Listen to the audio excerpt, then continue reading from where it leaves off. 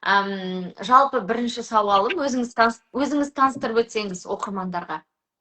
Иә, қайырлы кеш барлықтарыңызға, Әлия ханым. Айт құтты болсын, барлық бүгінгі көрермендерге де айт құтты болсын дегім келеді. Сізбен көптен күткен тікелей эфир. Иә, сіздің оқырмандарым үшін өзімді таныстырып кетейін. Есімім Дана. Жалпы негізгі мамандығым қаржыгер, қаржы саласында 15 жыл болып қалды. Егер бакалаврлық білімнен бастайтын болсам, 15 жыл осы қаржы саласын оқып келе жатырмын, қаржы саласында жұмыс жасап келе жатырмын, ғылым саласымен жаңағы қаржы саласында айналысып келе жатырмын. Қазіргі таңда енді ғылым саласына көбірек көңіл бөліп жүрмін. Дегенмен бұған дейінгі осы барлық практикалық тәжірибем, корпоративтік тәжірибем осы қаржы саласында болды ересек өмірімде. Түсіндіріп өтейік, жаңағы қаржыгермін деп айтатын адам көп қой, бірақ қандай университетті бітірдіңіз? Сіз әлемдегі ең мықты университеттердің бірін тамамдадыңыз, иә? Сосын Big Four'да жұмыс істедіңіз, иә? Бұл деген не, иә? Бұл ірі қаржылық консалтинг компаниялардың қызметкері болғаныңызды өзіңізді жарнамалап әдемілеп айтсаңыз. Иә, осы мектепті аяқтағаннан кейін өте бір қызық таңдау жасадым деп айтсам болады. Өзім де қазақ тілді мектепте оқыған болатын, мектеп интернатта. Бізде басым көпшілік адамның барлығы журналистика саласына тапсыратын, өте бір дәстүр сондай болатын. Бізді мектептен кейін оқушылардың 90% түлектердің Қазақ ұлттық университетінің журналистика факультетіне тапсыратын. Бірақ менің өзім әжем қаржыгер болатын, ұлттық банкте жұмыс жасады. Өзім қаржы саласына бір бүйірім бұрып тұратын десем болады бала кезден бастап. Сөйтіп қаржы саласында қандай оқу орындары бар деп зерттей келе, мен жаңағы оқу аяқтаған 2011 жылы Кимэп университеті ең енді қаржы саласының майталманы деуге келеді. Еліміздегі осы қаржы саласын халықаралық деңгейде дейді ғой, бүкіл халықаралық стандарттарға сай оқытатын оқу орны ретінде есептелді. Сондықтан да 2011 жылы осы Кимэп университетінде түскен болатынмын. Корпоративті қаржы саласына расында да енді ол жақтың білімі, ол жақтың тәжірибесі, ол жақтың ортасы енді мен үшін бір дейді ғой, мынандай ойымды, миымды барлығын төңкергендей, көкжиегімді кеңейткендей, сондай бір керемет оқу орны болды. Яғни Кимэп университетінде бакалаврлық білімімді алған болатынмын. Одан кейін барып осы PricewaterhouseCoopers атты, өзі Кимэптің түлектерінің басым бөлігі Big Fourға барады. Осы бір жалғас ретінде, оқудың жалғасы ретінде. Big Four деген түсіндіріп өтіңіз. Big Four дегеніміз әлемдік осы аудит қаржы саласындағы ең ірі, 4 ең беделді халықаралық ірі компания. Оның ішінде Ernst & Young кіреді, PricewaterhouseCoopers кіреді, KPMG кіреді, және Deloitte деген 4 компания. Және олар енді ең беделді болғаннан кейін бұл салада оларды өстіп атап кеткен, Big Four деп атап кеткен болатын. Сөйтіп барып, осы қаржыгерлердің арманы деуге болады. Әрбір саланың өзінің арманы болады ғой. Осы жерде жұмыс жасасам, демек менің білімімнің жалпы бір көрсеткіші ретінде көруге болатындай. Яғни дәл сондай мақсатпен өзімнің жаңағы жұмыс тәжірибемді осы PricewaterhouseCoopers'тен бастадым. Яғни төрттіктің бірі. Қазақстанда бізде төрттіктің төртеуі де бар. Ең дейтін мысалға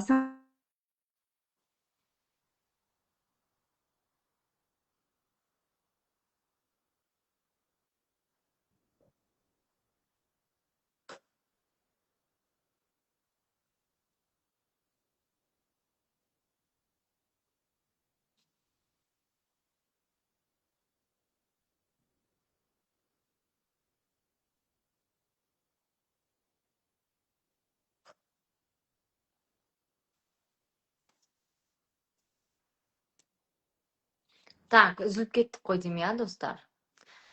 Үзіліп кеттік. Тағы да айтамын, бұл Путиннің кесірі деп, кесір, Путин келген себептен деп топшылап отырмын. Но Дана ханымды тағы да шақырып көрейік, неге бұлай болып жатыр. Біз Дана ханым қаржыгер, Big Four'ның қызметкері. Тағы да үзіліп кетіп жатырмыз. Путин менің жанымда жүр, сондықтан ба деп ойлап тұрмын да. Ресей Федерациясы қонаққа келіп жатыр ғой, Астанаға, иә? Иә, мына жақтың барлығы бізде сол жағалау ырду-дырду болып жатыр. Содан Big Four'дан кейінгі тәжірибеңіз, оқуыңыз. енді Big Four расында да үлкен өмірлік мектеп болды. Оны даже бір қаржыгерлердің армиясы деп айтады. Яғни армиядан өткендей боласың. Өйткені жаңағы жұмыстың бүкіл объемы үлкен, жауапкершілігі үлкен деген секілді ірі компанияларда жүресің, Казатомпромның ішкі кухнясын білесің, ERG-дің ішкі кухнясын білесің деген секілді. Солардың бәрінің ішінде жүретінбіз, бухгалтерлермен тығыз жұмыс жасап. Енді әрине ол жақтың жаңағы жұмыс графигімен отбасы құру өте қиын. Екеуін алып жүру қиын болған кезде отбасы құрып декретке кеттім сол жақтан, бірақ қайтып оралмадым. Содан кейін барып біраз декреттік демалыста болғаннан кейін Эйр Астанада жұмыс тәжірибемді жалғастырған едім. Эйр Астананың да тәжірибесі өте қызық болды, қаржы департаментінде, яғни қаржы аналитигі ретінде.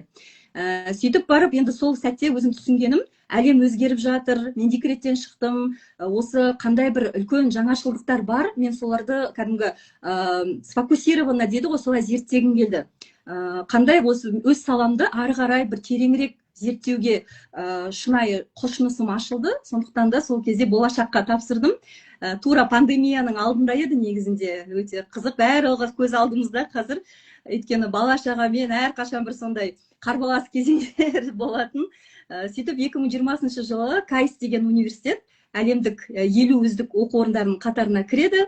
Сөйтіп барып сол оқу орнына тапсырдық болашақпен 20 жылы Кореяға. Оны Азияның MIT деп айтады, негізінде кәдімгі әйгілі сондай аты бар.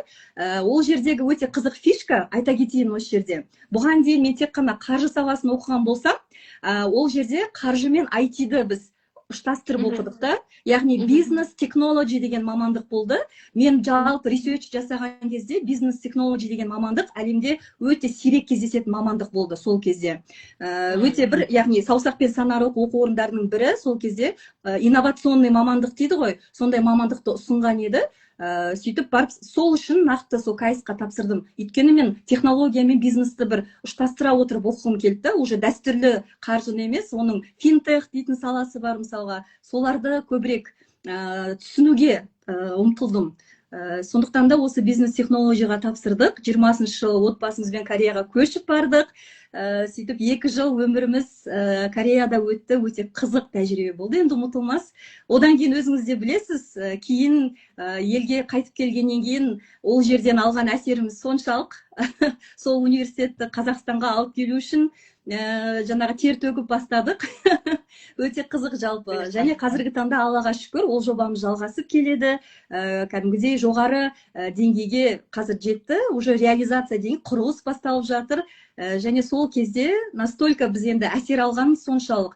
KAIST-тың біліммен, KAIST-тың өз елінде атқарған үлкен ролімен әсер алғанымыз соншалықты келгеннен кейін, жаңағы президентіміз айтты ғой, ғылымды көтеру керек, технологияны жаңағы дамыту керек. Біз экономикасы ғылымға негізделген ел болу керек дегенді алға ұстадық та. Ол өзіміз болашақпен бітіргенбіз сіз секілді, елге бір нәрсе жасау керек деген бір үлкен шабытпен қайтып келгенбіз 22 жылы. Және сол жобаны сол кезден бастадық. Негізгі жұмысым қазір сол, негізінде сол 23 жылдан бері сол жобаның басы-қасында жүрмін. Және де одан бөлек қоғамға өз салам бойынша да өзімді жетілдіріп отыру үшін, пайдамды тигізу үшін қазақ тілінде сапалы, сауатты, бір сенімді білім беру мақсатында осы өзімнің кішігірім эксперттік блогымды жүргізіп жүрмін. Жаңағы стартапымыз бар, Finovation деген, соның аясында сапалы жаңағы білім беріп келеміз командамызбен жалпы. Біз KAIST туралы енді кейінірек айтармыз. Ол не университет, Қазақстанда Дана ханымдардың бастауымен KAIST қалай ашылып жатыр. Бүгін біз инвестиция туралы айтуға жиналдық. Сұрақтарыңыз болса, комментарийді ашып қойдым. Алғашқы сауалым, енді мен сауал қоя берейін. Мен журналист болып үйреніп қалғаннан кейін, сіз өзіңіз жауап беріп отыра бересіз.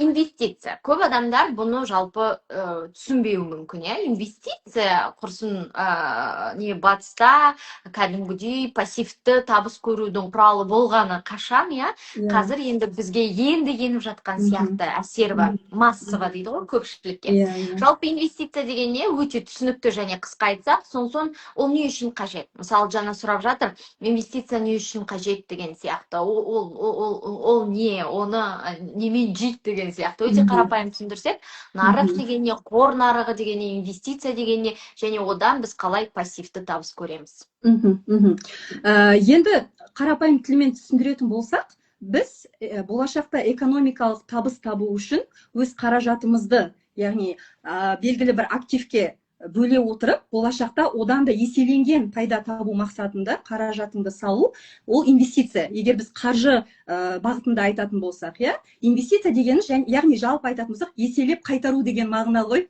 Қысқаша айтатын болсақ, белгілі бір дүниеден еселенген бір қайтарым алу деген сөз. Яғни мысалға, егер біз бір затты алатын болсақ, біз одан ешқашан болашақта экономикалық табыс алмасақ, біз оны инвестиция деп айта алмаймыз. Ал егер алдағы уақытта ол бізге compounded дейді ғой, compounded, ағылшын тілінде compounding деген сөз бар, еселенген, яғни сондықтан мен compounding деген менде прям тең инвестиция, тең compounding деп айтуға болады.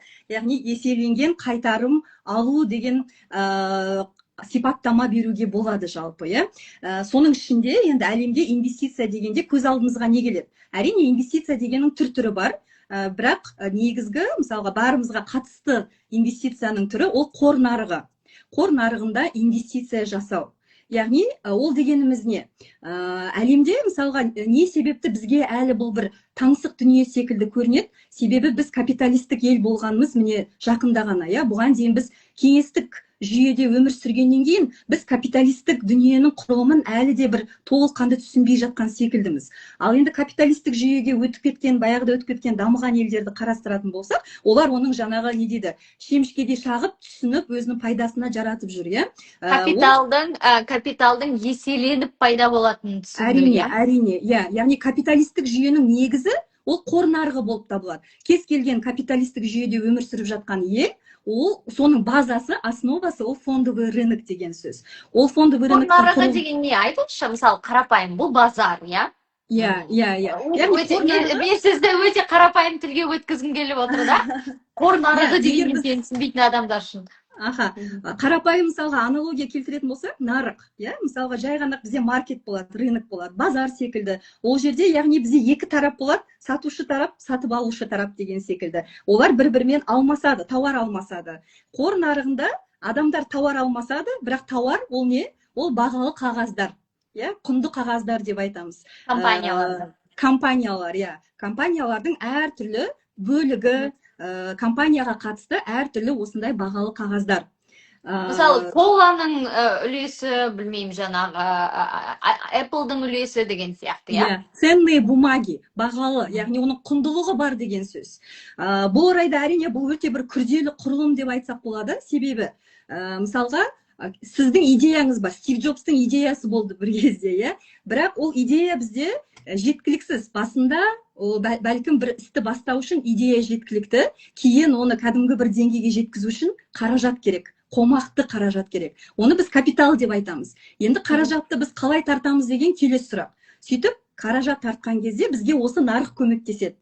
Яғни бұл жерде сіз мықты бір предприниматель дейді ғой, бір мықты идеясы бар адам болсаңыз, сізге қаражат керек, сіз сол қаражатты нарыққа барып сұрайсыз адамнан. Маған қаражат бере тұрыңыздар деп. Қараңыз, өте примитивті тілге өткізейін. Мен Әлия, бір компания иесімін. Мен оны масштабқа шығаруым керек, маған қаражат керек. Сөйтіп базарға шығарамын да, жұрттың ақшасына сол компаниямды масштабын кеңейтемін, дұрыс па? Қарапайым тілмен. Және маған сенген адамдар ақша береді деп айта аламын ба? Дәл солай. Содан кейін барып, сіз оларға не бересіз? Кепілдік бересіз деп айтса болады. Алдағы уақытта ол кәсібіңіз кәдімгі сәтті дамыған кезде, сіз қайтадан сол табыстың бір бөлігін үлестіресіз сол адамға. Осының барлық әрекеттердің бәрі сол қор нарығында жүзеге асырылады ғой. Алып сату, қаражат тарту, қаражаттың қайтарымын, үлесін алу, табысын алу, барлығы әлемдік қор нарықтарда жүріп жатады. Әсіресе ақш-тың қор нарығында әрине. Жаңағы Нью-Йорк қор нарығында, Насдак нарықтарында әлемдік осындай дүниелер, идеялар, қаражат алмасу, жаңағы белгілі бір идея үшін қаражат тарту деген дүниелер жүзеге асырылып жатыр. Бір қызығы, соның қызығын бәрі көреді. Яғни мысалы Apple-дың қызығын Стив Джобс қана көрген жоқ қой. Кезінде Стив Джобсқа сенген қанша мың адам соның акционері болып, ол қаражаттарын 1000%, 1000.5% еселеп қайтарып алды. иә, ол факт, оны бәріміз білеміз. Мысалы қазіргі таңда бір идеяны жасап шыққанның арқасында қаншама адам миллионер атанды, былай алып қарағанда. Сондықтан оны бір win-win деп айтуға болады. Екі жаққа да өте бір тиімді ұсыныс жалпы алғанда. Енді мен инвестиция жасаймын, мен акция аламын. Менің мақсатым қызыма 8 жылдың ішінде оқуына ақша жинау. Өйткені менің 4 балам бар, оның 4-еуі бірінен соң бірін бітірген кезде мен шашылып қалмау үшін өзіме бір, орыс тілінде айтсақ, страховка, сақтандыру, подушка жасағым келеді. Сондықтан 8 жылдың ішінде менде $80 000 дейін ақша жинау деген мақсат бар. Бұл менің күнделікті өміріме кесірін тигізбейтін, байқалмайтын ақшалар болуы керек. Дәл осы мақсатта мен сізбен жолықтым, дәл осы мақсатта біз портфелімізді аштық, дәл осы мақсатта біз ең алғашқы акцияларды базалық жинадық. Бұл менің кейсім деп айтайық. Әр адамда әртүрлі кейс бар. Инвестицияны мақсатпен жинау керек па, оны қалай бастау керек, оны әліппесі неде? Дұрыс айтасыз. Яғни бізді жалпы адамға мотивация беретін ол не? Ол әрқашан мақсат, алдына қойған мақсат болса, қалай жетем деп адам соған қарай бас қатырады, дұрыс па? Қаржылық мақсатты, нақты қаржылық financial goal-ды айтатын болса, қаржылық мақсатты жүзеге асыруға көмектесетін ең бір өзінің бүкіл тиімділігін дәлелдеп шыққан жол ол осы инвестиция жасау болып табылады. Яғни сіз айтқандай, әлемде мысалы қаншама адам бар, баласына қаражат, оқуына қаражат жинағысы келетін, біреу баспаналы, біреу зейнеткерлікке ерте шыққысы келеді, мысалға миллионер болып шыққысы келеді. Осы мақсаттардың барлығын жүзеге асыру үшін кез келген адам ешқайда қашып құтыла алмайды, инвестициядан үйрену керек ең алдымен. Білім алып барып, үйреніп барып, бірте осы саланы өміріне енгізу керек деген сөз. Сөйтіп барып, расында да статистикаға қарайтын болсақ, адамның мақсаты болса, сол инвестиция жасаған адамдардың басым көпшілігі мақсатына жете алады. Яғни арман күйінде қалып қалмай, сол мақсатқа іс жүзінде жетеді дейтін адамдардың барлығы дерлік оған инвестиция арқылы жетті. Ол дегеніміз не? Ақшасын инвестицияға құяды, сөйтіп барып оны істейді, ақырын ол қаражат бізде жиналады, көбейеді, сөйтіп барып біз оның заңдылығын қазір түсіндіреміз, және қандай акцияларды алуға кеңес беретініңізді, портфельді қалай жасау керек екеніне де тағы да үңілеміз. Мен комментарийдегі адамдарға айтқым келіп отыр, мақсаттарыңызды жазыңыздар, қаржылық мақсаттарыңызды жазыңыздар. Мүмкін біз сіздерге тікелей жәрдем ете аламыз, өйткені бүйтіп абстрактны айта бергеннен мүмкін біреуіңіз пенсияда ерте шығып пенсияға шалқылып жүргілеріңіз келеді. 10 квартира алып, оның арендасын алып отыру деген сценарий онша емес, бірден айтайын. Кімде қандай қаржылық мақсат бар, кімде қандай, мысалы менде оқу деймін, мысалы балаларымның оқу деймін, біреу пәтерді алар айтар, біреу көлікті айтар, қандай материалды қаржылық мақсаттарыңыз бар, және қанша жылға, мысалы үй алу 3 жылдың ішінде, көлік алу 5 жылдың ішінде, білмеймін, мынандай істе осынша жыл уақытымен жазыңыздар, сосын мақсат жазыңыздар, Дана ханым көмектесуге тырысады. Смарт мақсат бойынша, яғни мерзіммен, дедлайнымен барлығымен. Міндетті түрде мақсат ешқашан абстрактны болмау керек, мақсаттың уақыты болу керек, және мақсаттың сомасы болу керек. Дұрыс айтасыз. Өкінішке орай, сіз байқасаңыз, бізде бұған дейін қалай болды? Адамның алдына мақсат болған кезде, енді оңай жолы дейікші, енді адамға сол сәтте оңай сияқты көрінетіні, ол яғни қарыз алу, ол мысалы кредит алу, содан кейін енді ол бір белгілі бір әдетке айналып кетті да қоғамда. Енді барып қазіргі таңда біз түсініп жатырмыз, ол тәсіл тиімсіз екен. Өйткені қаншама оның жағымсыз әсерін қарапайым адамда, мемлекет деңгейінде де біз көріп жатырмыз. Сондықтан мысалы президентімізді қанша рет атап кетті. Сондықтан да біз тиімді жолын меңгеру үшін осы мақсатқа жетін өзімізге жаңағы ең қысқа жолын дейміз, ең бір жағымды жолын ол осы инвестиция саласы болып табылады. Американың өзінде сіз мысалы оқып келдіңіз, білесіз, бала өмірге келе сап, счетына, жаңағы брокерлік счетына ақша жинап бастайды, на колледж деп, колледжға ақша жинау басталады. Менде мынандай бір кейс болған, мен енді болашақ халықтың ақшасына бардым, сол кезде менің группаласым жаңағы ақшаға оқып жатты, сол кезде бәрі айтып жатыр да, ойбай, қымбат деп содан соғызып отырып айтты. Менің шешем осыдан мен туған кезде сонша ақылды болғаны, мен туған бетте менің университетіме ақша жинап бастады, инвестиция. А так можно было? Дана ханым, қалай, неден бастаймыз, неден ашамыз? Қалай счет ашу керек, қалай нарықта сауда жасау керек, акцияны қалай? Осы тақырыпқа өтпейінше бірден айта салайын, иә, бұл орайда уақыт әрине өте маңызды, яғни әп сәтте ештеңе болмайтынын меніңше бізге ең басты түсінетін сабақ осы. Өзіңіз айтқандай, мысалы туласап жасап жатыр деген сияқты, яғни мақсат тез орындамай осылай қамдану арқылы ғана жасауға болатынын айтып кету керек деп ойлаймын. Енді қалай жасау керек? Әрине қазіргі таңда жалпы мынау цифровизация дейміз ғой, технологиялардың дамыған заманда барлығы оңай болды. Бұрынғыдай мысалға кітапта оқыған кезде офисқа бару керек, брокер отырады, қағаз жаққа жазып береді, содан кейін өткізеді деген секілді болатын да, процестің бәрі дәстүрлі процесс. Қазір ондай процесс жоқ, бәрі оп-оңай жалпы. Ниет болғанда не істейсіз? Ең алдымен оның барлығы әрине бізде брокер арқылы жүзеге асырылады. Бағана біз нарық деп айттық қой. Адам бар, мысалға мен потенциалды инвестормын, қарапайым инвестормын, нарық бар. Адам нарыққа тікелей шыға алмайды. Адам нарықтың екеуін байланыстыратын көпір бар. Ол көпірдің аты брокер. Ол кәсіби сондай қаржы ұйымы. Сол арқылы біз нарыққа қол жеткіземіз деген сөз, яғни. Сондықтан да ең алдымен не істеу керек? Ең алдымен өзімізге брокер таңдаймыз. Заңды, ресми жұмыс жасайтын брокер таңдауымыз керек. Мысалға біз енді банк қосымшаларымен жұмыс жасаймыз, банк бізге не істейді? Қолдау көрсетеді, белгілі бір операциялар жасауға, қаражатты жіберуге. Тура сол секті инвестицияға бізге жол ашатын ол әрқашанда брокер. Тікелей біз жұмыс жасай алмаймыз. Сондықтан да ең алдымен біз өте сенімді, өзіміздің жаңағы барлық жағдайымызға, шарттарымызға сай келетін брокерді табамыз.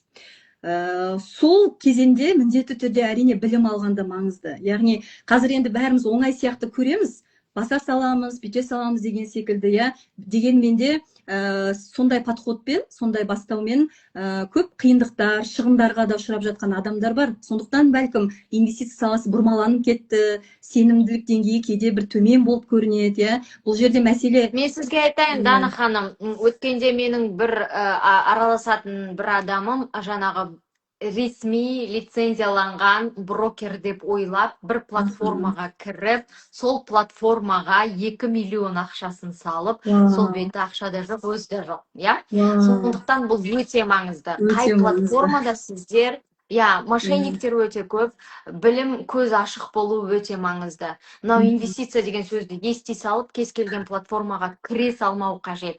Бізде қандай ресми платформалар бар? Сіз айтқандай жағдайлар өте көп. Мен статистикаға қарайтын болсам, әлде миллиардтаған қаражаттар кетіп жатыр екен. Қалайша деп таң қалам, айтып жатырмыз. Сонда да адамдар әлде ұрынып жатыр, міндетті түрде біз ресми дерек көздерден қараймыз. Мысалға біздің нарық, Қазақстанның өз нарығы бар. Әр мемлекеттің өзінің қор нарығы. ақш-тікі бір бөлек. Қазақстанның, яғни бір емес тіпті 2 қор нарығы бар. Қазақстан Stock Exchange және Астана International Exchange. 2 өзіміздің нарығымыз бар. Ең болмаса соған кіріп, тізімге кіру керек. Брокерс деген кәдімгі тізім болады бірден. Сол жерде бізде жалпы брокердің саны ондай көп емес. Шамамен мысалға өзі барлық адамға қол жетімді дейтіндей бір 5-6 брокеріміз бар айналдырған. Оның ішінде бәрімізге мәлім ол әрине Freedom Finance, ол жерде қазіргі мынау Алатау Ситибанктың өзінің жаңағы брокерский компаниясы, оның ішінде BCC Invest бар, және осындай танымал ірі брокерлік компаниялар бар. Мысалға мен көп естимін, яғни кейбір кезде бізде мына ақпараттың кейде leakage болып кетеді ғой, яғни ақпарат таралып кетеді, жеке ақпарат. Сондай кезде сырттан адамдардың жеке жаңағы байланыс номерлеріне ақпарат алып, Ресейден хабарласып жатады. Біз брокеріміз, офисіміз жоқ Қазақстанда, бірақ біз өте беделдіміз, сенімдіміз, біз сізге барлық жағдай жасаймыз деген сияқты уәделер береді. Оған сенеді өкінішке орай. Сондықтан офис болу керек, заңды бүкіл аты жөні тізімде болу керек. Сонда ғана барып, ол расында да осындай қызмет көрсететін ұйым ретінде есептелінеді. Ал қанша аспандағы айды ұсынса да, егер ол тізімде жоқ болса, демек ол жалған жұмыс жасайды деген сөз. Қанша біз қаласақ та, ол бізге айына 30% мен міндетті түрде сіздерге жаңағы табыс беруге кепілдік берем дейтіндер де көп ішінде.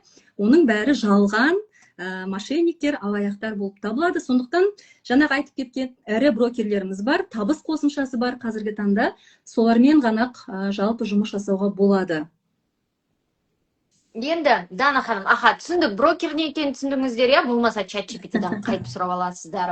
Ресми кім жаңағы ресми қалай сауда жасау керек екенін түсіндіңіздер. YouTube-те брокерлік счет ашу дегеніміз жалпы жаңағы көзімді ашам деген адамда YouTube деген адам толып тұр, болмаса Дана ханымның оқуын курсын алсаңыздар, өте қолжетімді, тәптіштеп түсіндіріп береді. Енді давайте ақша, иә? Мына жерде адамдар жазып жатыр, Дана ханым. Маған комментарий көрініп тұрған жоқ, кешірім сұраймын. Мына жақта комментарий көрініп жатыр. Выключить. Жоқ, менде көрініп тұр. Мен сізге оқып отырайын, қарап алыңыз. Үй алу. Бір 3 жылдың іші дейікші, иә, үй алу 3 жылдың ішінде. Бұл 20 миллионның айналасы. Көбісінде үй алу. Ата-анама үй алып беру. Одан кейін екінші, осы запросты айтайық, одан кейін пенсияға шығуды айтайық. Үй алу 3 жылдың ішінде. 20 миллион, 20-30 миллионның айналасы дейік, иә? Енді ол үйдің де түр-түрі бар ғой. Бұл мақсатты, яғни, қалай тиімді жүзеге, шынайы, реалистичный жүзеге асыруға болады, иә. Әрине, қараңыз, үй алуға келгенде, бұл бізде басты тренд Қазақстанда, үй алуға келгенде, бұған дейін басым көпшілік адамның жаңа қолданған тәсілі отбасы банк болды. Отбасы банк ол расында да жаңағы үкіметтің бағдарламасы болғаннан кейін өте тиімді шарттарды ұсынады. Сондықтан да, мысалға, бұны былай деп қарастыру керек, қараңыз. Егер сіз баспананы инвестициялық мақсатта емес, сіз өзіңіздің әзірше баспанаңыз жоқ болғаннан кейін сіз жалдамалы пәтерде тұруыңыз мүмкін. Тез арада сізге өз баспанаңызға қол жеткізу керек. Мақсат сол болса, демек біз ең болмаса бастапқы жарнаманы жинап шығуымыз керек деген сөз. Ондай жағдай болатын болса. Себебі бізде қазір артық шығын көп кетіп жатыр. Бізге осы баспанаға тезірек қол жеткізу негізгі алғышарт болғандықтан, біз барынша сол жаңағы алғашқы жарнаны жинап шығып, өз баспанамызды алып, жалдамалы пәтердің қаражатын ең болмаса, одан да сол төлемге төлегеніміз жалпы дұрыс болады. Соның ішінде бұған дейін де біраз біз осыны есептеген едік. Мысалға, әрине тезірек баспананы алу үшін отбасы банк тиімді, бірақ ол жердегі айталық депозиттің үстемақысы барлық жерде кемшілік пен артықшылық бар дегендей. Сондықтан да мен айтар едім, қаражатты бөліп салу керек деп. Яғни сіздің мысалға ай сайынғы осы баспана мақсатына бөлетін қаражатыңыздың тең жартысын отбасы банк, тең жартысын инвестиция болса, диверсифицированно. Бұл ең керемет стратегия болады негізінде. Сол кезде адам тез жинап шығады. Өйткені бір жағында тез еселеніп жатады, екінші жағында мына отбасы банктың белгілі бір шарттары жүзеге асыру үшін. Ол бір сценарий. Бұл жерде әрине тек қана осы дейтін жоқ, өйткені әрқашан бізде әртүрлі мысалға жағдайлар болып жатады. Бірақ менің өз кейсімде қалай болды? Осы 2021 жылы біздің оқуымызға бір кісі келді. Мен өзімнің прям жарқын бір мысалым деп келтірем. Әрқашанда ол кісі өте төмен жалақы алатын. Бастаған кезде 150 мың теңге жалақымен 3 жылда, яғни ол кісі 12 миллион жинап шығып, өзіне пәтер сатып алған екен. Инвестициямен кәдімгі қолма-қол қаражатқа жинап шыққан еді. Сондықтан ол да мүмкін. Егер сізде қатты осындай не болмаса, барлық фокусымен инвестиция арқылы жинап, тез арада ешқандай алдағы уақытта ипотекаға, басқасына жаңағы тәуелді болмай баспаналы болғым келеді десеңіз, онда тек қана инвестиция жасау керек болады. Қаражаттың бәрін сол жерге жоспарлы түрде жаңағы жинау керек болады. Дәл осы мысалды келтіретін болсам, тіпті әрқашан бәрі есеппен есептелінеді ғой, сондықтан тіпті мен есебін де келтіріп берсем болады. Қазіргі таңда айталық 20 миллион теңгелік пәтерді бастапқы мысалға қолда бар 100 мың теңгемен ары қарай қандай сомамен 20 миллион теңгені жинап шығуға болады. Егер біз енді айталық 3 жыл қысқарақ мерзім, яғни сіздің бәрібір арнайтын қаражатыңыз көбірек болу керек деген сөз. Егер инвестицияның сценарийін алатын болсақ, бұл қаражатты біз яғни шамамен 390 мың теңгеге біз инвестицияға салатын болсақ, 390 мың теңгемен есептейтін болсақ, қор нарығының ең бір жоғары үстемақысымен 3 жылда 20 миллион теңгені жинап шығуға болады. Сол, в принципе, 390 мың, егер сіз тез арада баспаналы болғыңыз келсе, ол бір мүмкін емес, сома емес жалпы, зато оның ертең қайтарымы. 390 мың стартовый капитал дейсіз ба, әлде ай сайынғысы 390 мың теңге мен біз инвестициялайтын болсақ, жоғары үстемақыны фишка неде? Фишка в том, что инвестицияда ең жоғары үстемақы болады. Яғни тезірек өседі қаражат, белсендірек өседі. Сондықтан да қысқарақ мерзімде жинап шығуға болады деген сөз. Нежели мысалға отбасы банк арқылы немесе қарапайым депозит арқылы дейтін болсақ, бұл жерде нарықтың беретін үстемақысы жоғары болғаннан кейін ол қаражатты, яғни осындай қысқа мерзімде жинауға болады. Бірақ әрине ғажайып жоқ, өзім айтқандай, шынайы түрде айтатын болсақ, мысалға 390 мың теңге 3 жыл 20 миллион теңгені оп-оңай жинап алуға болады жалпы. Және бір дүние айтқым келетіні, өткенде Трамп пен Иранның мәселесі болған кезде портфеліміздің барлығы құлады, үлкен минусқа кеттік, иә. То есть құбылмалы, нарық құбылмалы, бір уақытта түсіп кетеді, бір уақытта көтеріліп жатады. Осы кезде паниканың болмауы өте маңызды, иә. Әрине, Жандай үнемі жасыл жанып тұрады, үнемі табыста боламын деп те ойлауға болмайды. Мәселе уақытта, және мәселе өте сауатты жиналған портфельде. әрине. Что умеет Дана ханым делать, да? Сауатты портфель туралы айтыңыз, иә. Енді мынадай бір қателіктерді көремін кейде. Енді өзімше қателікті көргенде сіз айтқаннан кейін көріп жүрмін ғой, әйтпесе оны мен де көрмейтін едім. Жоқ, сіз көп ізденесіз ғой өзіңізде. Иә, ChatGPT анау мынау жағы материалдарды оқисың дегендей. Мынадай бір мәселе, адамдар жаңағы брокерлік счетты ашады, бірден коланы алады, жағы $500 бірден бір акцияға салып жібереді, болмаса жаңағы бүкіл ақшасын бір акцияның айналасында ұстайды, секторларға бөлмейді дегендей, иә. Барлығын денсаулық саласына тығып жібереді, егер ETF алатын болса, ETF деген жинақ қой, білесіздер. Сондай бір сауатты, өте мынандай базасы бар, фундамент, анау үйсіз фундамент құлап қалады ғой, тура бірлердің алдында фундамент құру үшін қалай сауатты портфель жинау керек. Жалпы, не себепті, мысалға ақшта портфолио менеджмент деген мамандық сұранысқа ие. Себебі, именно сауатты, структурированный, сбалансированный портфель жинау деген ол бір өте бір маңызды сала, маңызды ғылым дейміз ба, иә, білім ғылым болып саналады. Сондықтан да мысалға мен көп зерттеймін, ақштың практикасын зерттейсің ғой, қарапайым адамдар кәдімгі жұмыс жасайды. Әрқашан осы финансовый консультантпен белгілі бір регулярно дейді ғой, бізде психологтармен кездеседі ғой, мысалға, сол секілді финансовый консультантпен отырып осы бағытта жұмыс жасайды. Бәлкім бізде алдағы уақытта келеміз. Бұл дегеніміз не? Портфолио менеджмент, управление портфелем деген нәрсе бар. Бей-берекет акцияны ала берудің өзі, ол бізде енді әлде инвестиция деп айтуға келмейді. Ол попытки, то есть ол бір trial and error дейді ғой. Сіз көресіз, қателесесіз, сондай бір trial and error кезеңі, бастапқы кезең. Бірақ адам уже мысалға, сіз ол $100, $200 жарайды, бірақ адамның қаражаты өседі ғой, дұрыс па? $10,000 дейін жетеді. Ол $1000-дағы бей-берекет жиналған портфель, оның ертеңгі құны, қателіктің құны өте жоғары дегенде, иә. Сондықтан портфель жинауда оның структурасын, жиналу жолын, диверсификациясын білу өте маңызды. Соның ішінде әрине, бізде көп жағдайда, иә, байқасаңыз, акциямен басталады, акциямен жиналады, бір жерден естіген, білген деген. Әрине, енді ол да жаман емес, ол да тәжірибе ғой. Дегенмен де уже адам ақырын жетіліп, осы инвестициядағы счетындағы қаражат көбейген кезде олай жасауға болмайды. Ең алдымен біз кәдімгі крепкий фундамент құрамыз, иә. Ол бізде әдетте енді әрине ETF-тен құралады. Айталық кемінде мысалға S&P 500-ден құралады. Содан кейбір, яғни ол жерде бізде пропорция деген дүние бар. Бастын біз құрағаннан кейін ол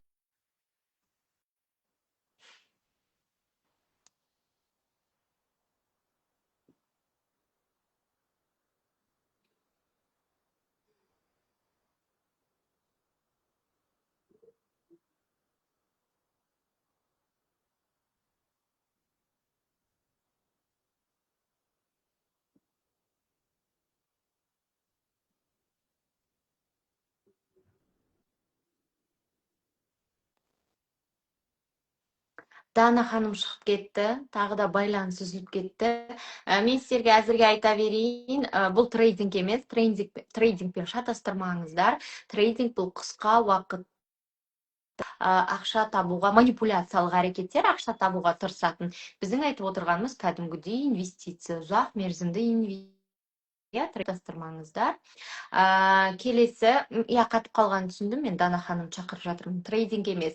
Екінші бір дүние, Шолпан ханым жазып жатыр екен, декрет, кешірім сұраймын, декрет, менің миыма декрет қана келеді. Пайдакс, Табыс Про өте жақсы брокерлер Қазақстанда. Мен зейнеткермін, 2 жылдан астам жыл өтті, өте ұнайды дейді, тамаша. Өкінем ерте бастамағаныма дейді. Зейнеткер болып жаңағы инвестиция жасап жатқанын айтып жатыр.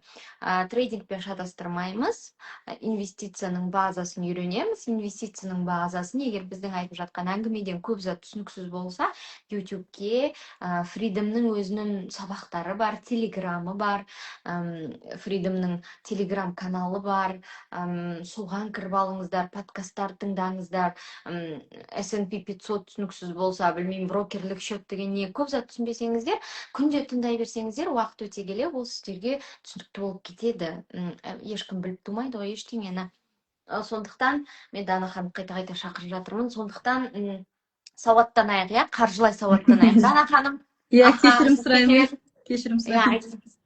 айта беріңіз. Сіз қай жерде үзіліп қалдыңыз? Менде 2 сұрақ бар. Ойыңызды аяқтасаңыз болады. Так, біз жаңағы портфельді талқыладық, иә? Неге бізде бұл сала жайлы қарама-қайшы пікірлер жалпы өте көп? Әсіресе біздің қоғамда. Мен осыны байқаймын. Күмән көп, сенімсіздік көп. Себебі бұл жерде адам қателікті өзінен де іздеу керек. Көп адам былай айтады: мен өткенде бір акцияны алып қойып едім, ол бүйтіп түсіп кетіпті дейді. Мен айтамын, енді сіздің бір акция алғаныңызды сіз енді инвестиция жасадым деп толыққанда айтуға келмейді ғой деп жатамын да.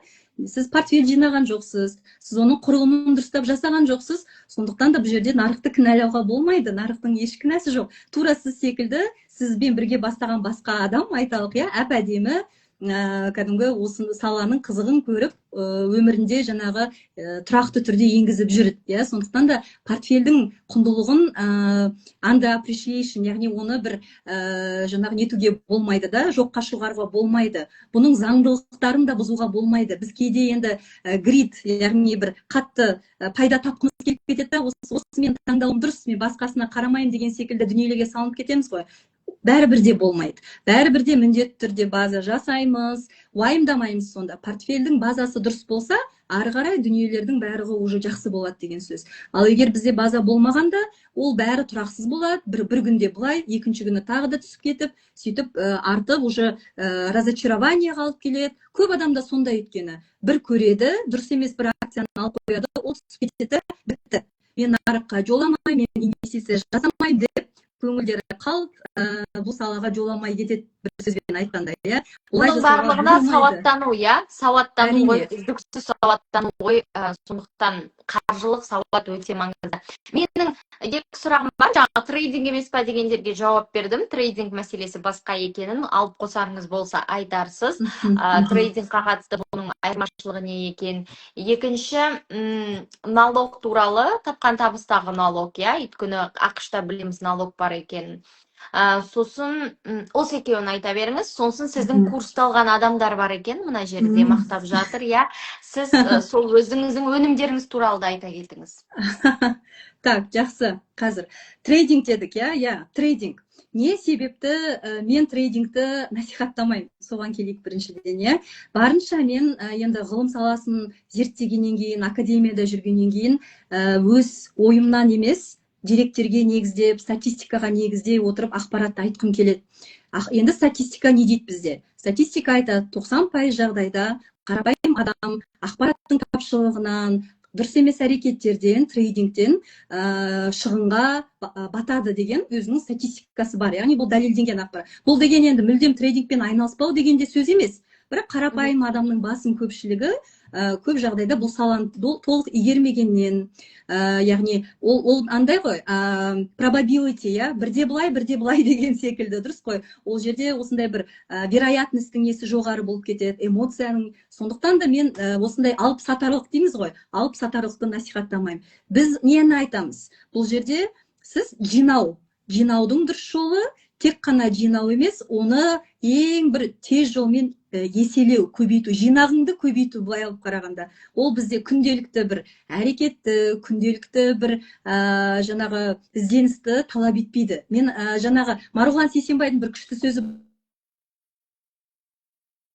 саласында мысалға егер әлі дұрыс жұмыс жасай алмаса, ол ойлайды, мен трейдингтен миллионер болып кетемін. А неге мен онда айтамын, сіз өз мамандығыңызбен неге миллионер болып кетпедіңіз деймін ке, мысалға ол трейдингпен әлемде де қанша адам айналысып жатыр, бірақ бір осыдан мықты болып кетті дейтін кейстерді практически естімейміз біз.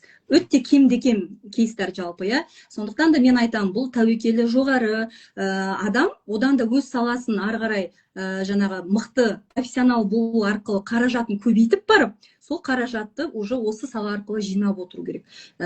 Адам үшін ең бір спокойный, тыныш, дұрыс жол осы деп айтып жатырмын. Енді менің салам қаржыгер болғаннан кейін әрине мен көбірек көңіл бөлемін. Бірақ менің өзім мысалға уақытымды үйтіп арнағым келмейді күн сайын осындай бір дүниелермен айналысу үшін. Байқасаңыз, мен мысалы әлемдік қаржыгерлерді тыңдаймын, Сергей Гуриевті кеңес берер едім. Сергей Гуриев деген кісі бар, өте мықты қаржыгер. Сол кісіге де сұрақ қояды, сіз енді қаржыгерсіз, осы салада қанша жыл бойы жұмыс жасап жатырсыз, трейдингпен айналысасыз ба? Жоқ, мен трейдингпен айналыспаймын дейді. Маған ондай дүниелер қажет емес дейді, спекуляциялармен айналыспаймын. Ол да в основном индексный фонд екен базасы, ну и плюс еще какие-то дополнительные акция, сондайлары бар екен да. Сонда енді ойлап тұрғаным, сондай адамдардың өздері, яғни бұл саладан мысалға барлығы дерлік үлкен толағай табысқа жетіп жатпаса, демек бәлкім өте бір мықты, сіз лаки адам болу керексіз, әрқашан жаңағы бағы бар, әрқашан бағы жанып тұратын адам болу керексіз, немесе мықты математик, осының барлығын probability-ін есептеп шығып, барлық дүниелерін математикасын мықты меңгерген болсаңыз, бәлкім, міне осы үшін трейдинг болады, бірақ оның ықтималдылығы төмен. 10% ықтималдылық бар, дәлелденген әлемде жалпы. Осы ақпаратқа сүйене отырып, жалпы мен бұл салаға жалпы ешқашан бір қоғамға насихаттап, қоғамды бұл салаға шақырмаймын. Ол бірінші сұрақ болды сіздің тарапыңыздан, содан кейін салық мәселесі болды, иә?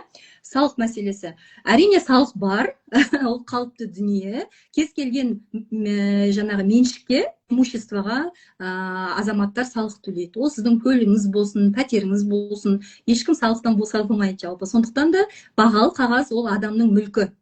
Ол кәдімгі баланс шығаратын болса, актив пен пассивті қарайтын болса, актив саласында біз имуществоны тіземіз ғой. Оған кэш кіреді, оның ішінде сіздің мысалға банкте қаражатыңыз кіреді, сіздің жылжымайтын мүлкіңіз кіреді, және бағалы қағазыңыз кіреді. То есть ол сіздің бүкіл байлығыңыздың құрайтын бір бөлігі ғой, былай алып қарағанда. Сондықтан да салық төленеді. Салық қай кезде төленеді? Салық сіз пайда, табыс тапқан кезде төленеді. Яғни сіз мысалға белгілі бір акцияны, ETF-ті сатып алып, оны мысалға бірнеше жылдан кейін сатқан кезде пайда табасыз. Сол пайдаңыздың кәдімгі подоходный налог, яғни 10%-ын пайдадан, барлық сомадан емес, таза табыстың 10%-ын төлеу керек. Ол негізгі салық жалпы. Сондықтан одан қорқудың керегі жоқ, одан қашудың керегі жоқ жалпы. Бізде жалпы қазір өте жақсы меніңше прогресс бар. Тіпті Еговтың өзінде айталық, осындай дүниелердің барлығына жағдай жасалған. Сондықтан сол сәті келген кезде ол салықты жай ғана төлеу керек. Және бізде көп салық емес, ақш-пен салыстырғанда салықта бізде бір алып сатқан кезде үлкен мөлшерді алмайды. Өзіңіздің өніміңіз дегенде мына жерде жазып жатыр, Дана ханымның курсын алсаңыздар, мынау деп түсіндім, мынау деген инвестор болып шығасыздар, өте сауатты жасалған және қазақ тілінде қорқатындай сонша қиын емес. Менде жасым 67-де Дана ханымның курсын алып оқыдым дейді. Сіздер чөтіп сізде пенсия жастағы адамдар, сізден көп курс алған сияқты, так, мына жерде тағы да бір-екі ханым болды. Бірақ Дана ханымның балаларға арналған курсы бар, білсеңіздер. Балаларды инвестицияға үйрететін курсы бар. Инвестиция деген бұл жалпы қаржылық әдет, то есть қанша табам, қанша жұмсаймын, менде қанша капитал бар деген сияқты қаржылық әдетті қалыптастыру кішкентай кезінен басталу керек баланың. Дәл осы қаржылық әдетке үйрететін, инвестицияға, кішкентай балаға инвестицияны үйрететін Дана ханымның өнімі бар. Finovation деген экосистемасының ішінде мен отырамын өзім. Қарапайым курстар да бар, түрлі бар. Өнімдеріңіз туралы айтып өтіңіз. Айтып кетейін, жақсы. Және бір затты мен бір айтып өтейінші, мына жерде былай айтыпты да бір жігіт, кешіріңіз, Бек Сенсей. Жалпы қазіргі кезде инфо-цыгандардың көбеюі қарапайым халықтың сол курстарға кетеді. Менің ойымша нағыз даму үшін скорее өзің оқып дамуың қажет. Осы жерде айтайын. Өте дұрыс. Адам оқу керек, даму керек, білу керек. Бірақ көп затты профессионалдарға қалдыру маңызды. Мысалы, сіз өзіңіздің менталды күйіңізді түсіну үшін, психологияны оқисыз, бірақ өзіңізді өзіңіз ментор болмайсыз, сондықтан сіз дұрыс психологқа барасыз. Сіздің оқуыңыз, тереңдеуіңіз, білуіңіз бұл мықты маманды табуға көмектеседі. То есть, где инфо-цыган, где реальный человек, где реальный профи екенін тану үшін сізге оқығаныңыз көзіңіздің ашықтығы үйретеді. Бірақ қандай да бір өмірдегі сала, қаржыңыз, психологыңыз, эндокринологыңыз, білмеймін, кез келген бір өміріңіздегі қажетті мамандар өмір бойы болатында, бұл кісілерді сіз профиге тапсыру үшін өзіңіздің бір деңгейіңіз болу керек. Дана ханым менің қаржылық консультантым, кешіріңіз, Дана ханым рұқсат жаңағы бүкіл портфеліме консультация жүргізетін, сондықтан менің айтпағым курс алу болмаса бір ханымнан, мысалы Дана ханымнан болсын, білім алу, үнемі ол кісіден жаңа фидбэк алып отырып, портфеліңізді коррекция жасап отыру, бұл сізді бәрібір көп рисктен алдын алады. Өйткені бұл кісінің жұмысы сол да, күні түні жасайтыны сол. Сондықтан менің ойымша осы тұста айтқым келетіні білім болу керек, іздену керек, бірақ кез келген саланың профиіне сену керек. Дұрыс айтасыз. Өте дұрыс айтасыз. Мысалға, оны енді сізден артық ешкім білмейтін шығар, әрқашан бір жаңа білім алған сайын адам мүлдем өзгере бастайды. Өзінің бүкіл көзқарасы, мировоззрение дейді ғой, мировоззрениесі өзгеріп бастайды. Ол ақиқат. Егер білім, мысалға мен магистратураға дейін кейін деп өзімді түгел екі бөлек адам деп бөле аламын да, егер ол білім алмағанда мен қазір әлде бұрынғыдай көзқараспен жүретін едім деген секілді ғой. Сондықтан біз үйтіп құнсыздандыруға болмайды білімді. Білім бәрінің бастауы, тірегі. Әрине, қаншама кейс бар, мысалға 21-ші жылдардан бастап білімсіз бастаған адамдардың қазіргі жағдайы в основном бәрі уже инвестиция жасамайды. Ал бізбен бастағандар 4 жыл болды, тұрақты, стрессіз, тыныш ұйықтайды дейтіндей, мысалға. Бірақ уже әжептәуір қаражаттары жинауға. Неге? Өйткені олар біліммен бастады. Ал мысалға, дұрыс айтасыз, кімнен білім алу, ол уже екінші сұрақ. Мысалға, біздің білім неден құралды? Осыған дейінгі бүкіл мына багаж знаний, әсіресе мысалы кайстың өзіндегі біздің профессорлардың оқытқан сабақтары настолько әсер етті, соларды енді адаптация жасадық қой. Жаңа кимэптен алғанымыз бар, кайстан алғанымыз бар. Соның бәрін біріктіріп, осы бағдарламаны жасадық. Расында да қаншама фидбэк алдық. Басында мен орысша бастадым, айтпақшы Әлия ханым. Мүмкін сіз білмейтін шығарсыз, орысша бастадым. Ол кезде жаңа орысша блогерлар өте мықты бір үйретіп жатқан кезде намысқа нетіп, тырысып, бізде сондай сапалы дүние жасауымыз керек дегенде, расында да еш кем түспеді, асып түспесе кем түспеді, өте жоғары баға берілді. Барлығын айтқаны бір университеттің деңгейінде деп айтып жатты. Соның ішінде біздің ең бір ауқымды дүниеміз ол осы Smart Investor сабағы. Smart Investor сабағын жасау үшін енді расында да жылдар бойғы осы барлық тәжірибеге сүйене отырып жасалған өнім, оның ішінде халықаралық деңгейдегі білім қамтылған деп толыққанды айтуға болады. Яғни оның ито жай ғана, мысалға, интенсивно дейді ғой. Яғни мысалы 2 жыл оқығанның соның барлық мынандай керек выжимкасы, сығындысы соның ішіне қосылған. Күрделі пайыздан бастап, күрделі пайыз қалай жұмыс жасайды, біз оны қалай өзімізге жұмыс жасатамыз, нарықтың түрлері, бағалы қағаздардың түрлері, макроэкономика, база, мысалы, основа, фундаменталды анализ бар. Соның барлығы осылай прям методологически құрылған, былай алып қарағанда, яғни методология негізінде құрылған үлкен өніміміз бар. Бұған дейін Аллаға шүкір бірде-бір адам айтқан жоқ, осы оқуды оқып мен білім ала алмадым деген секілді, өйткені расында да берілген дүниесі, оны беретін дүниесі өте көп. Одан бөлек қосалқы, менің байқағаным негізінде инвестиция не үшін күрделі, өйткені қаржылық сауатпен де жұмыс жасау керек. Сондықтан мен қайта керісінше жасадым. Бірінші өзімді инвестицияны бір бар жанымен былай зерттеп неткеннен кейін соған қарай бет бұрдым да, дегенмен оказывается мен мына жақты қалдырып кетіппін. Сосын біз финпазлды жасадық. Ол жерде кәдімгі өте базалық дүниелер қамтылды. Баланс есептеу, қаржылық есеп жүргізу, психотипті анықтау. Өйткені әр адам әртүрлі ғой. Қаржылық психотип деген дүние бар. Тым ақшаны жұмсағысы келмейтін адамдар бар, или тым көп жұмсақ қоятындар бар. Солар өзіне сай стратегия табу керек деген дүние бар. Соның барлығын қамтып бір бөлек дүние жасадық. Ол күшті өтті. Расында да адамдар айтты, мен бұл сабақтан көп нәрсе түйдім. Яғни базалық дүние бір бөлек. Одан кейін уже продвинутый инвестиция саласын толыққанды қамтитын смарт инвесторымыз бар. Облигация деген, яғни тек қана облигация саласын қамтитын өніміз бар. Бірақ басты фокус смарт инвесторда. Тіпті қазіргі таңда смарт инвесторға қосылған адамдар бізде комплексно осы пакеттің барлығын бірге алады жалпы. Өйткені бізде расында да бір артында миссия бар болғаннан кейін, құндылық бар болғаннан кейін, біз әйтеуір бір нәрсені ұсыну емес, бұл жерде адамға үлкен бір әсерімізді, пайдамызды беру мақсатында жұмыс жасағаннан кейін осындай ұсыныс жасаудамыз. Одан бөлек қазір біз оны жаңағы тәжірибеден өтіп барып, жыл соңына дейін адам біздің қасымызда болу керек деген тұжырымға келдік. Сондықтан қазір бізде осы өніммен қатар жыл соңына дейін қауымдастықты бар. Яғни жаңағы әрқашан адамды жаңағы шабыттандырып отыратын, керек жерінде бағыт бағдар беріп отыратын дейтіндей, тастап кетпес үшін бастысы, дисциплина да маңызды ғой, өйткені сондай қолдауы тағы бар. Одан бөлек ол жерде ай сайын мен тағы да осылай Zoom арқылы мен тағы да ізденем, тағы да қарайым, жаңашылдықтардың бәрін жинастырып, соның барлығын тағы ұсынамыз. То есть вот, что мы еще можем для вас сделать дегендей, барынша осыны жинақтап, осындай үлкен уже кәдімгі бағдарлама дейміз, толыққанды комплексный бағдарлама ретінде ұсынудамыз. Оның базасы әрине смарт инвесторда. Мен өзім сол оқумен мақтанамын деп айтсам болады, өйткені аналогы жоқ. Және де мысалға тіпті адам айталық шетелге барса, примерно плюс-минус соны оқиды деп айтсам болады негізінде. Сондықтан осыншалықты адамға білім беріледі ол жерде. Сондықтан сенімділікпен адамдарға айтсам болады. Ол сіздер үшін, қоғам үшін жасалған дүние жалпы.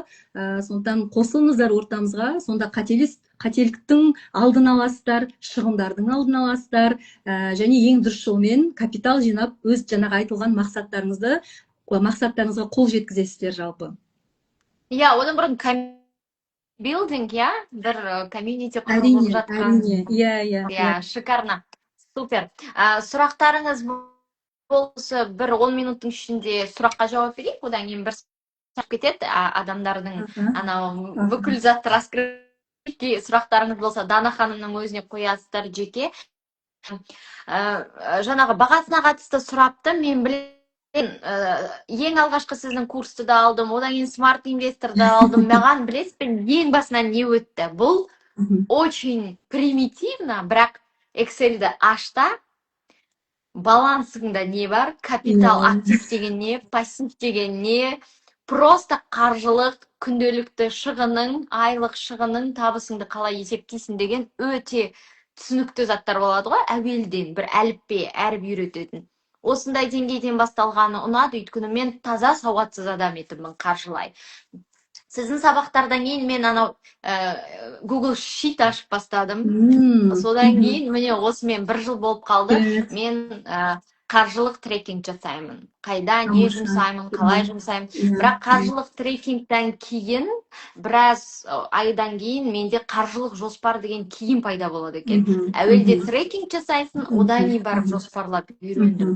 Қазір мысалы кәдімгідей қаржылық әдебиеттерді оқып отырсам, біраз затты түсінетіндей деңгейде. Сондықтан, әрине курсты оқып алып болды деп отыруға болмайды. Курс сізге бірінші баспалдақ, бірақ адам үнемі өзі оқып, ізденіп, жаңағы Гуриевтің еңбегін оқисыздар ма, білмеймін, кез келген шетелдік қаржыгерлердің еңбегін оқисыздар ма, айтасыздар. Бағасы бойынша енді Дана ханым өзіне жазыңыздар, өйткені әртүрлі пакет бар, дұрыс қой, әртүрлі мүмкіндік бар, әртүрлі балаларға арналған, әртүрлі нелер бар, жаңағы опциялар бар. Қарарсыздар, бірақ бір айтатыным, Дана ханымды супер все дешево, 100%. Мне кажется, вы очень дешево это делаете. Жұрттар 40-ға сатады ғой, сізде өткенде 15 000 теңгеге балалардың курсы деген кезде балаларға инвестиция үйрететін. Я думала, а что так можно было деп. Енді біз екеуміздің Сондықтан жалпы неміз ұқсайды ғой, өзім жауапкершілікті сезінеміз дегендей, оқыған білімімізді кері қайтару деген дүние бар. Мен де оны қатты сезінемін жалпы, иә. Сондықтан сол мақсат болғаннан кейін бізде бұл жерде бір тез, білмеймін, байып кетіп, бұдан бір қыруар қаражат дейтіндей де тіпті ешқашан ой болған емес. Маған бәрі айтады, сіз қалайсыз енді бизнес тарапынан алатын болсақ, әрине ол бизнес модель деген дүние бар, оны біз ұстанамыз, бірақ құндылық міндетті түрде бізде қатар жүреді. Сондықтан барынша қолжетімді. Бұл жерде Әлия ханым айтып кетейін, әлемде қазір бір күшті дүние бар, демократизация деген бар. Демократизация финансов деген бар да, то есть ол дегеніміз не? Қолжетімді. Мысалы, қаржылық инструменттер қолжетімді болу керек деген секілді, иә. Қаржылық білім қолжетімді болу керек деген дүние бар. Сонда оны барлық қоғам қамтиды деген секілді, иә. Сол маған демократизация деген сөз қатты ұнайды. Мысалға, демократизация финансовых знаний, да, осыны даже біздің как лого деп айтуға болады. То есть кез келген экономикалық жағдайдағы адам осыны білу керек, үйрену керек, өз пайдасына жарату керек деген дүние бар. Егер біз тек қана бір кішкентай кругты ғана алып отыратын болсақ, қалғандары сол қалады. Бұл деген теңсіздік байып қарағанда. Ал теңсіздікті азайтудың жолы ол білім ғана, иә. Бай мен кедейдің мысалға теңестіретін ол білім. Сондықтан біз осы білімді басты мақсат ол барлығына қолжетімді ету, демократизациялау деген сөз. Жаңағы сіздің айтқан қолжетімді дегеніңіздің артындағы дүние осы. Меніңше бұл дұрыс жалпы. Бұл дұрыс. Иә, ол да өзіңіздің сондай ұстанған бизнес стратегиямыз деп айтуға болады. Дұрыс қой, иә? Мен және айтқым келетіні, Дана ханым, мысалы, біз енді бұл жерге сізбен біз кеңес беру үшін жиналдық қой, иә? Шынымен ақ сұрақтарыңызға жауап беру үшін, кеңес беру үшін. Оқимын деген адам мынау тегін ресурстарды өте көп, мысалы, иә. Оқимын деген адам ашып қойып оқи бере алады, бірақ алданып қалмау маңызды. Сонымен сауалдарыңыз болмаса, Дана ханым, өзіңіз айтамын деген, мына ойды ұмытып кеттің, мынаны баса назар аудармадың деген ойларыңыз болса, сонымен бөліссеңіз, сосын бұйыртса кездесуді тамамдаймыз. Сұраныс болса, ай сайын барымыз Әлия ханыммен жалпы біз андай әңгімеміз өте бір таусылмайтын әңгіме дейміз ғой. Кәдімгідей ұзаққа ұласуға әбден келеді. Енді не айтқым келеді? Тек қана байларға инвестиция жасау деген иллюзиядан арылу керек. Ол бір. Қазіргі сіздің жағдайыңыз қандай болғанына қарамастан, сізді жаңа деңгейге өткізуге көмектесетін жол, ол осы жол. Қаржылық білім, қаржылық сауаттылық және инвестиция жасау. Солай ғана біз бәріміз қарапайым отбасынанбыз, ешқайсымыз да байдың баласы емеспіз. Сондықтан бізді де ақырын жаңа деңгейге социальный лифтпен, әлеуметтік лифтпен көтерілуге жағдай жасаған білім. Қаржылық сауат мысалға, иә, ақырындап біз өз күшімізбен баспаналы болуымызға, балаларымыздың оқуына жағдай жасауымызға, осының барлығына, мысалы, қазіргі таңда инвестицияның пайдасы көп. Қазір енді мен өзім таңғалам, бәлкім осындай бір ауқымды жоба, университет секілді жобаға баруға маған артымда қолдау болған осы инвестиция ма деп те ойлаймын. Өйткені уже азын-аулақ қор болса, адам көбірек тәуекелге бара алады деген секілді дүние бар ғой. Сондықтан сізде уже мысалға өз-өзіңізге деген сенімділік пайда болады. Ойыңыздағы үлкен мақсаттарды уже жүзеге асыруға сізде мынау бір қор база болып тұрады деген сөз. Мен соны ойлаймын, қаншалықты үлкен рөл ойнады біздің өмірімізде. Бір кездегі сол бәлкім көп нәрседен бас тартып отырып, инвестиция жасауының арқасында біз мынандай үлкен қадамдарға барып, бір кездері тіпті мүмкін емес секілді, бірақ үлкен мақсаттарды уже тіпті мынандай базалық деңгейде емес, мысалға университет секілді мақсаттарға уже көңіл бөле алдық жалпы. Егер мен инвестиция жасамағаным да, мен ешқашан мынандай рутинадан шыға алмас едім, дұрыс қой. Рутинадан шыға алмаған адам үлкен мақсат қоя алмайды алдына. Сондықтан сіздің алдыңызда керемет мақсат болса, сіз осы саланы қайтсеңіз де өміріңізге енгізу керексіз. Әлбетте әр адам қаржылық еркіндікке, қаржылық жақсы бір деңгейге бұл арқылы жете алатыны ақиқат, ол факт жалпы. Сондықтан қорықпаңыздар, білім алып, міндетті түрде әрбір Қазақстанның азаматы, әсіресе қазақ тілді қоғам меңгерсе екен, білсе екен және байса екен деген мақсат, арманымыз жалпы бар. Және сол арман орындалса екен деген ниетіміз бар деп айтқым келеді. Және соңғысы, Әлия ханым, сізге бір эксклюзив айтқым келіп тұр. Әлі ешкімге бұны айтқан жоқпыз біз. Бұл енді оқуға байланысты емес, жаңағы айтқанымдай бізде қолымызда екі мынандай баламыз бар. Біреусі осы оқу болса, екіншісі әрқашан жоғары оқу орны болып жатыр ғой. Мынандай кітап шықты. мен Great Guys. түсіндіріп өтейін.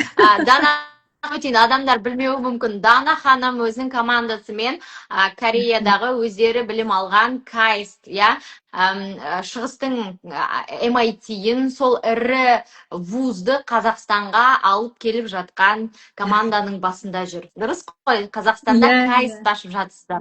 Дәл солай. Өте көп еңбек, өте көп жаңағы уақыт жұмсалған дүние. Жақында мынау Кореяда бұл үлкен бір баспа, үлкен бір еңбек, Great KAIST деген кітап шыққан екен.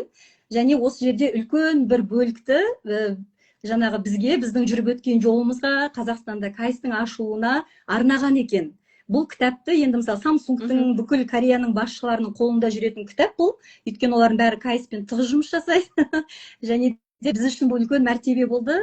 KAIST-тың басшылықтары біздің осы жолымызға, елімізге деген осындай сүйіспеншілігімізге тәнті болғандары соншалық, осылай бір тарихи тұрғыда бекіткілері келген екен. Қатты әсер алғандықтан, сенгендіктен, және осы кітапты қазір Қазақстан туралы біздің жобамыз жайлы үлкен бір глава жазылған. Жалпы алдағы уақытта аудартып, енді бұйырса шығарамыз деп отырмыз. Бұған дейін біз көп айта бермейтінбіз, өйткені барынша бірінші аяққа қойғымыз келді. Сосын барып уже ауыз толтырып айтуға келеді.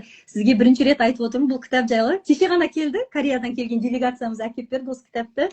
Енді расында да осы еңбектің жемісін осылай бағаланғанын Кореяда көру үлкен қуаныш біз үшін. Өзіміз содан толқып жүрміз. Сіз енді кітап саласындағы адамсыз, осы саланы насихаттап жүрсіз. Сондықтан осы эфирді пайдаланып отырып, керемет осындай қуанышымен бөліскім келді. Супер, рахмет Дана ханым. Түнгі уақытың, мысалы, университет ашып жатсыздар, қырғын оқытып жатсыздар, бала тәрбиелеп жатсыздар, әйел болып жатырмыз, қаншама қолмен осындай жүрген қыздарды мен мақтанам, сондықтан үнемі мақтанып жүрем. Менің достарым, менің замандастарым, таласатын адамдар осындай деп, сондықтан көп рахмет. Жаңағы қаржылық сауаттылығымды арттыруға қосқан үшін рахмет. Портфелімді үнемі корректировка жасаған үшін рахмет. Жалпы барлығы үшін рахмет. Бар болғаныңыз үшін.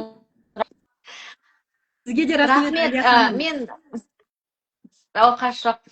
жиналған қауымға сол болайық, капитал жинаумен бұл еселенетін дүние. Сауатты болыңыздар, қаржылық әдеттеріңізді бақылаңыздар. Себебі қаржылық әдеттеріңіз қандай, өмірлеріңіз әдетте сондай болады. Сондықтан рахмет. Керемет. Кездескенше рахмет. Алдағы уақытта тағы да ұйымдастырайық. Белгілі бір техникалық қателіктер үшін кешірім сұраймын. Көп болды эфирге шықпағалы жалпы. Сондықтан басында жаңағы нелер болып қалды. Көп рахмет, пайдалы болды деген үміттемін. Кері байланыстарыңызды беріп кетіңіздер. Әлия ханым, түн қайырлы болсын. Рахмет сізге көп-көп. Сау болыңыз. Рахмет, көп рахмет. Сау болыңыз.